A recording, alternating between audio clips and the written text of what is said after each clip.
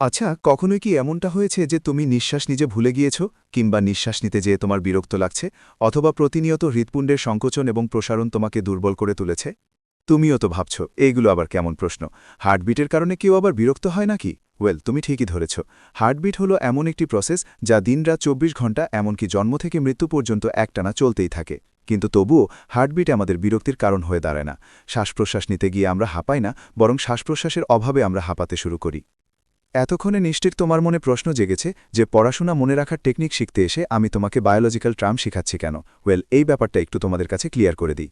আজ আমি তোমাদের কোনো বায়োলজিক্যাল ট্রাম শিখাতে আসিনি, বরং এতক্ষণ ধরে এজন্য এই কথাগুলো তোমাদের বলছিলাম কারণ আজকের এই ভিডিওতে আমি তোমাদের পড়াশোনা করার খুব সাধারণ একটা নিয়ম শিখিয়ে দেব, যে নিয়মে পড়াশোনা করলে তুমি কখনোই বিরক্ত হবে না, পড়াশোনায় বোরিংনেস কাজ করবে না, বরং ফুল ফোকাসের সাথে যতক্ষণ খুশি ততক্ষণ পড়াশোনা করতে পারবে। তো চলো আর দেরি না করে ভিডিওর মূল আলোচনায় যাওয়া যাক। শুরুতেই একটা বিষয় তোমার কাছে ক্লিয়ার করে দিতে চাই, আমাদের মস্তিষ্ক যতটা পাওয়ারফুল ঠিক ততটাই ডেঞ্জারাস। তাই সবসময় মস্তিষ্কের সাথে ভাব বজায় রাখতে হবে, যেন আমাদের মস্তিষ্ক সবসময় রিল্যাক্সে থাকে। জোর জবরদস্তি করে আমরা কখনোই আমাদের মস্তিষ্ক থেকে ভালো আউটপুট পাবো না। আর এই কারণেই দেখবে সারা জীবন হৃৎস্পন্দনে আমরা ততটাও হাঁপাই না, যতটা না ১ ঘন্টা পড়ার টেবিলে বসে হাঁপিয়ে যাই। আমাদের মূল লক্ষ্য হওয়া উচিত এমনভাবে পড়াশোনা করা যেন আমাদের মস্তিষ্ক কখনোই পড়াশোনার প্রতি বিরক্তবোধ না করে। আর কিভাবে এমনটা করা যায়, এবার সেটাই শোনো।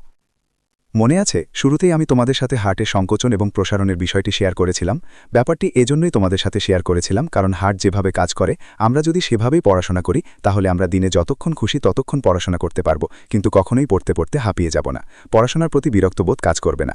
তোমাদের মধ্যে অনেকেই হয়তো একটা নির্দিষ্ট সময় বের করে তারপর একটানা কয়েক ঘন্টা ধরে পড়ো, কিন্তু কয়েকটি গবেষণায় উঠে এসেছে তুমি যদি একটানা ১ ঘন্টা পড়াশোনা করো তাহলে গড়ে এই ৬০ মিনিটের পড়াশোনায় তুমি ৭৮ থেকে ৮০টা লাইন মুখস্থ করতে পারবে। কিন্তু একটানা পড়ার টেবিলে বসে না থেকে তুমি যদি মনোযোগ সহকারে কেবল ১০ মিনিট পড়াশোনা করো তাহলে সেই ১০ মিনিটে তুমি প্রায় ২৭টি লাইন মুখস্থ করতে পারবে। তারপর ৫ মিনিটের রেস্ট, এরপর আবার ১০ মিনিটের পড়াশোনা, সেই ১০ মিনিট আরও ২৭টি লাইন কভার হবে, তারপর আবার ৫ মিনিটের ব্রেক। এই প্রসেসটি টানা ৪ বার কন্টিনিউ করার পর তোমার মোট পড়া হবে ৪০ মিনিট, আর ৫ মিনিট করে ৪ বার বিরতি নিলে সর্বমোট হয় ২০ মিনিটের বিরতি। অর্থাৎ হিসাব করে দেখা গেল ১ ঘন্টার মধ্যে পড়াশোনা করা হয়েছে মাত্র ৪০ মিনিট, আর বিরতি ছিল ২০ মিনিট। কিন্তু এবার পড়াশোনার আউটপুট হিসাব করলে দেখবে ১০ মিনিটে যদি তুমি ২৭টি লাইন মুখস্থ করতে পারো তাহলে ৪০ মিনিটে তুমি প্রায় ১০৮টি লাইন মুখস্থ করতে পারবে।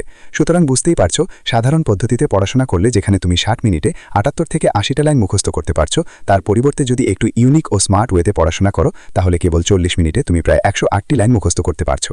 তোমার একাডেমিক রেজাল্ট ও তার আউটপুট নির্ভর করে তুমি কোন ওয়েতে পড়াশোনা করছো তার উপর।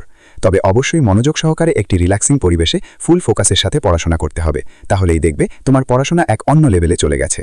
বন্ধুরা, এই ভিডিওটি যদি তোমার একটু উপকারে আসে তাহলে লাইক সাবস্ক্রাইব করতে ভুলো না।